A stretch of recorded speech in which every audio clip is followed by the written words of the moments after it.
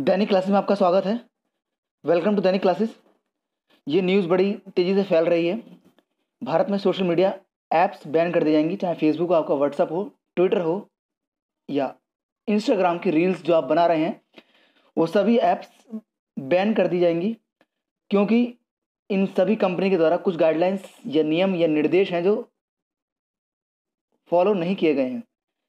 ऐसा इसलिए हो रहा है क्योंकि भारतीय कानून के हिसाब से काम नहीं कर रही हैं। केंद्र सरकार ने देश में काम कर रही इन सभी सोशल मीडिया कंपनी को कुछ नियमों का पालन करने के लिए ये निर्देश दिया था, और उसके लिए इन्होंने 3 महीने का वक्त दिया था, जो लगभग 26 मई को पूरा होगा।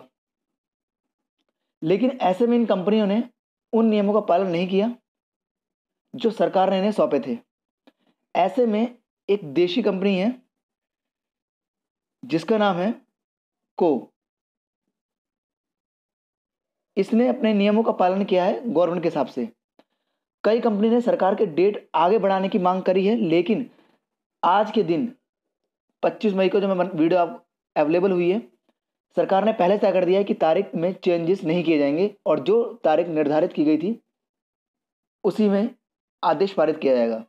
तो इसी आदेश के तहत क्या क्या बात कह गई थी वो समझते हैं। कुछ बातें आपको बता देता हूँ मैं, उसके बाद मैं आपको पीपीटी में पढ़ा दूंगा कि कौन कौन सी बात हैं।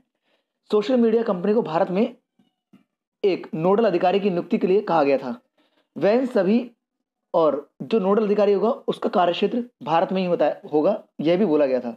और साथ ही सोशल मीडिया कंपनी अपनी वेबसाइट या मोबाइल ऐप पर फिजिकल कॉन्टेस्ट जो होता है उसकी जानकारी भी देनी होगी। और कोई भी जो पोस्ट होता है जिससे आपत्तिजनक पोस्ट है या किसी की पोस्ट के खिलाफ जो एफआईआर वगैरह की गई है, उसकी सुनवाई 24 घंटे के भीतर, 24 आवर्स के भीतर या 24 घंटे के अंदर करनी होगी। और उस केस का निपटारा कह सकते हो आप 15 दिन के अंदर करना होगा। इस तरह की कुछ guidelines ministry of information technology के द्वारा, communication and information technology, IT ministry, जिसके मिनिस्टर हैं जयशंकर, अपने जो इंफॉर्मेशन मिनिस्टर हैं, इनके द्वारा तय कर दिया गया था, आईटी मिनिस्ट्री के द्वारा। अब बात कर लेते हैं जो मैंने आपको बताया, वही बात सारी इसमें लिखी है। सोशल मीडिया कंपनीज और such as Twitter, Facebook, WhatsApp and OTT players like Netflix, Amazon, Hotstar, Zee, ALT Balaji, और अपने काफ़ी आ गए हैं, उल्लू भी एक वेब सीरीज़ का प्लेटफॉर्म है। इन सभी के द्वारा इन निर्देशों का पालन नहीं किया गया है। अगर बात करें जितनी भी, जैसा फेसबुक है, अगर उस पर कोई संदिग्ध पोस्ट करता है तो उसमें उस कंपनी को कोई नुकसान नहीं है। मान लो फेसबुक पर किसी ने संदिग्ध पोस्ट या कोई आपत्तिजनक कोई बात लिखी, तो उसमें फेसबुक को कोई टेंशन लेने की बात नहीं है, क्योंकि उसे सरकार का संरक्षण प्राप्त है। लेकिन अगर वो इस वक्त कानून के नियमों का उल्लंघन करती है या उनके तरीके से नहीं चलती है जो गाइडलाइंस दी गई हैं, तो उसके ऊपर हाथ रखा जाएगा। अभी हाल ही में ऐसा नहीं है, क्योंकि अभी जो होता है वो क्या होता है, उस बंदे को गिरफ्तार या उसको अरेस्ट किया जाता है। तो Netflix, Amazon prime, Hotstar, ZEE5, इन सभी ने ये चीज़ें फॉलो नहीं की हैं, और इसी के प्रति इनके अकाउंटेबिलिटी भी ये नहीं दिखा रहे हैं। और इसी के तहत ये सारा मामला है जो बैन करने का मामला है। कल 26 मई को इनकी डेट खत्म होगी, क्योंकि 3 महीने का टाइम दिया था। 25 फरवरी को बोला गया था इंफॉर्मेशन मिनिस्ट्री के द्वारा, आईटी मिनिस्ट्री के द्वारा, communication and information technology ministry के द्वारा, कि आपको 3 महीने का टाइम दिया जाता है। जितने भी हमने ये नॉर्म्स या गाइडलाइंस दी हैं इनको आप फॉलो करें और फटाफट से ये निर्देश हमारे को दें। लेकिन उन्होंने अभी तक नहीं किया है, और डेट आगे बढ़ाने की मांग भी ये लोग कर रहे हैं। जैसे मैंने जो आपको बताया वही लिखा है, ministry of electronic and IT notice the information technology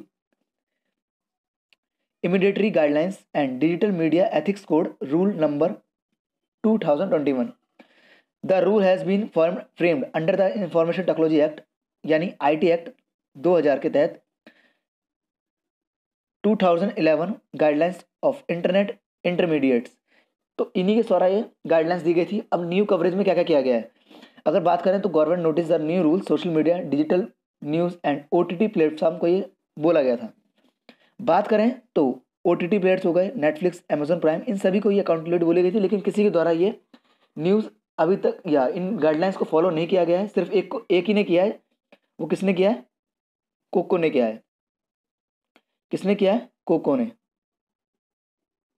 ने किया है, सीईओ। इसी देसी प्लेटफॉर्म है, इंडिया का है, इसी के द्वारा इन गाइडलाइंस को फॉलो कर लिया गया है, और ये सरकार के गाइडलाइंस के अनुसार चल रही है। बात करें भारत में व्हाट्सअप के 53 करोड़ फॉलोअर्स हैं, यूट्यूब के 44 करोड़ हैं और फेसबुक के 41 करोड़ हैं और इंस्टाग्राम के 21 करोड़ इंडिया में यूज़र्स हैं और ट्विटर के 1.7 करोड़ यूज़र्स इंडिया में हैं। अगर ये जितनी भी चारों कंपनियां हैं अगर ये फॉलो नहीं करती हैं, ट्विटर हो गया, इंस्टाग्राम, फेसबुक हो गया, व्हाट्सअप हो गया, तो इन्हें काफ़ी भारी नुकसान हो सकता है इन चीज़ों का। तो कहीं ना कहीं अगर इनकी गाइडलाइंस को कल देखते हैं क्या होता है, 26 मई की डेट है, हो सकता है 27 मई हो, तो इस तरह के गाइडलाइंस को देखते हुए सरकार क्या निर्देश देती है उसको देखेंगे। बात करें तो रूल्स गवर्नमेंट के द्वारा क्या बनाए गए थे, मैंने आपको बताया वही रूल्स मैंने इस पीपीटी में लिखे हैं। नोडल ऑफिसर होगा जो 24/7 अवेलेबल रहेगा, कोऑर्डिनेशन करेगा, लॉ और इन्फोर्समेंट अच्छी तरीके से होनी चाहिए एजेंसी के द्वारा, और वो एजेंसी जो होगी उसका कार्यक्षेत्र जो होगा भारत में होना जरूरी है, इंडिया में। ये सभी बातें यहाँ पर की गई थी।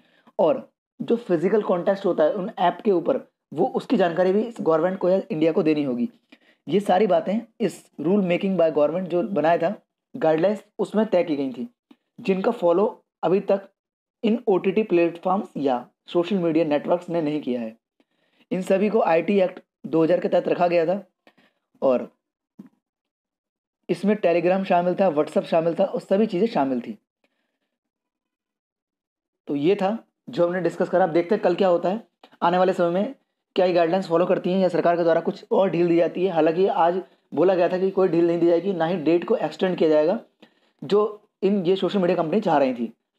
तो सेशन पसंद आया तो लाइक कीजिएगा, दोस्तों को शेयर कीजिएगा, सब्सक्राइब कीजिएगा चैनल को। इसी तरह के लेक्चर्स दैनिक क्लासेस पर अवेलेबल हैं। Thank you so much, good bye.